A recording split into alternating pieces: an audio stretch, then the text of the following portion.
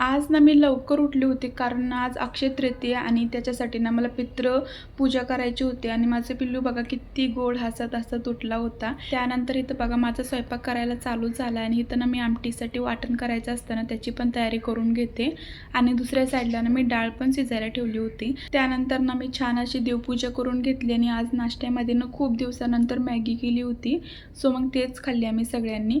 आणि इथं माझी आमटी झाली होती। त्यानंतर इथं मी जे पुरण असतं ना ते वाटून घेतलं आणि एवढं गरम होतं ना घामामुळे ना माझं जे कुंकू आहे ना ते बघा कसं झालंय। त्यानंतर इथं बघा आमरस करायचा असतो आजच्या दिवशी, सो मग ते करून घेतलं। त्यानंतर पुरणपोळी करायला घेतली आणि जे पुरणाचे गोळे असतात ना ते मी एकदमच करून ठेवते, म्हणजे की भरून ठेवते जेणेकरून ना पटापटा पोळ्या लाटता येतात आणि मस्त अशी पुरणपोळी करून घेतली। त्यानंतर पितृपूजा कशी केली ह्याचा व्हिडिओ ना मी संध्याकाळी अपलोड करेल, सो त्यासाठी ना चॅनलला सबस्क्राईब करा। चला बाय।